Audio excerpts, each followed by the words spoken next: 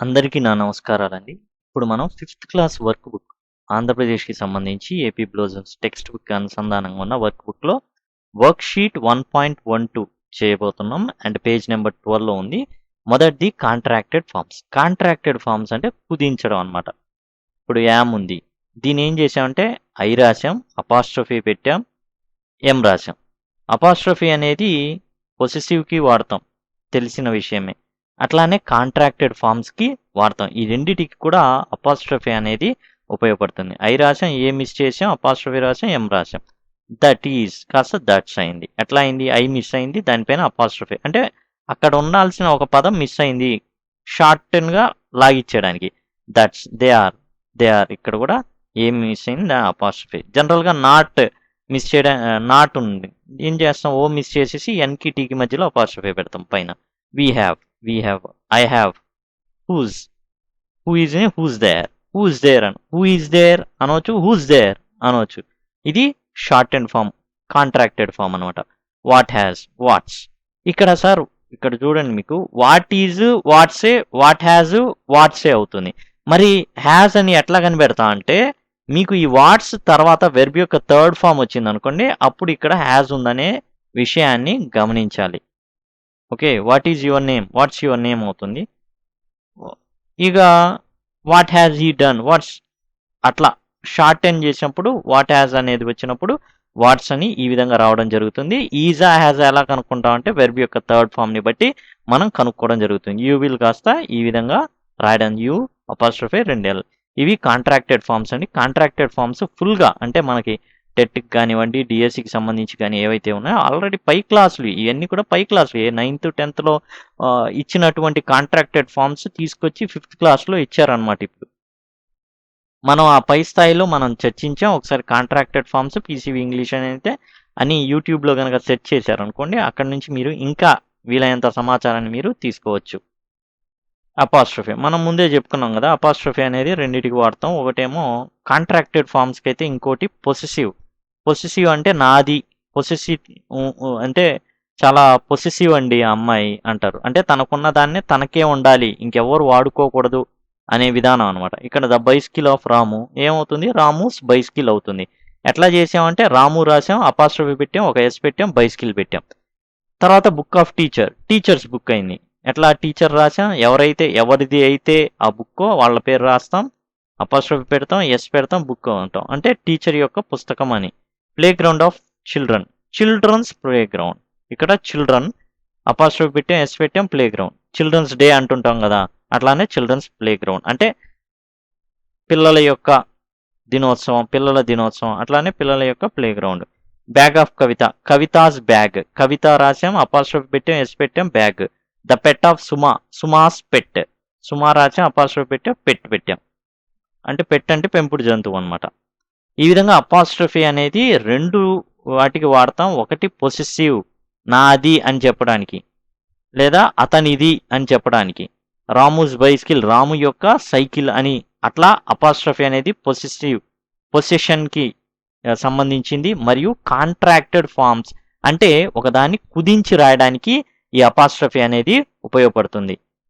ఇక వర్క్షీట్ 2.2లోకి వచ్చేసాం. పేజ్ నెంబర్ 24లో ఆడ్ వన్ అవుట్ అనమాట. అంటే వీటిలో ఇచ్చిన ఏవైతే పదాల్లో ఒకటి డిఫరెంట్గా ఉంటుంది. విండో అంటే కిటికీ, డోర్ అంటే తలుపు, కప్బోర్డ్ అంటే తెలుసు, మామూలుగా అలమర అంటాం తెలుగులో అయితే. ఇవన్నీ ఒకటి. ఫ్లవర్, పువ్వు, ఈ మూడిటికి సంబంధించింది కాదు ఫ్లవర్ అనేది, అందుకని అది ఆడ్ వన్ అనమాట. ఇలాంటివి ప్రశ్నలు రాబోయే ఎగ్జామ్స్, ఏ కాంపిటేటివ్ ఎగ్జామ్స్లో అయినా ఇప్పటికే ఉన్నాయన్నమాట. బ్యాంక్ ఎగ్జామ్స్ కానివ్వండి, ఏవైనా గ్రూప్ 1 రాసినప్పటికీ ఆడ్ వన్ అవుట్ అనేది కంపల్సరీ ఉంటుందన్నమాట. క్రేన్, డవ్, క్రో. క్రేన్ అంటే కొంగ, డవ్ అంటే పావురం, క్రో అంటే కాకి, ఫాక్స్ అంటే నక్క. ఇవన్నీ పక్షులు. ఫాక్స్ ఏంటి? గుంట నక్క. ఇదేంటి? మామూలు జంతువు, యానిమల్. ఇవి బర్డ్స్. తర్వాత చైర్, కుర్చీ. గ్రీను, రెడ్, బ్లాక్ ఇవి కలర్స్. చైర్ అనేది కుర్చీ, ఒక వస్తువు. ఇవి కలర్స్, రంగులు. రంగుల్లోకి చైర్ అనేది డిఫరెంట్ కదా, కాబట్టి చైర్ అనేది ఆడ్ వన్, అంటే ఈ గ్రూప్కి చెందినది కాదు అని. ఆడ్ వన్ అంటే ఆ యొక్క సమూహానికి చెందింది కాదు, దాన్ని తీసుకొచ్చి బయటేయండి అని.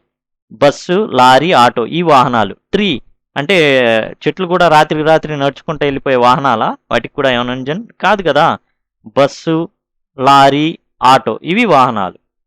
వీటిలో పెట్రోల్ పోయాలి, నడిపియాలి. ట్రీకి అట్లా కాదు, గాలిని పీల్చుకొని నీళ్లు తాగితే బతుకుతుంది. అది జస్ట్ ఐ మీన్ వృక్షాలు, వృక్ష జాతికి సంబంధించింది.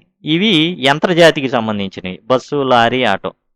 జాక్ ఫ్రూట్, పాంగ్రనేట్, మ్యాంగో ఇవి తినే ఏంటి ఫలాలు. నీమ్ అనేది చెట్టు, కాబట్టి నీమ్ అనేది ఆడ్ వన్.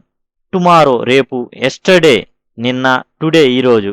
ఫీల్డ్ అంటే పొలం, కాబట్టి దానికి సంబంధించింది కాదు. కాబట్టి ఇవన్నీ ఏవైతే flower, fox, chair, tree, neem, field ఇవి ఆడ్ వన్స్ అన్నమాట. అంటే ఇవ్వబడిన సమూహాలు వేటికి కూడా అవి చెందినవి కావు. ఈ నాలుగిట్లో ఇచ్చారు కదా, అట్లా చెందినవి కావు. ఇవి ఎగ్జామ్స్లో కొంచెం కొంచెం అడుగుతూ ఉంటారు డీప్గా. అవి మనకు కొంచెం అవగాహన ఉంటే అసలు ఆడ్ వన్ అనేది ఏంటి అనేది ఫైండ్ ది ఆడ్ వన్ అని ఇస్తూ ఉంటారు. కాబట్టి మనం దాన్ని గుర్తించాలి.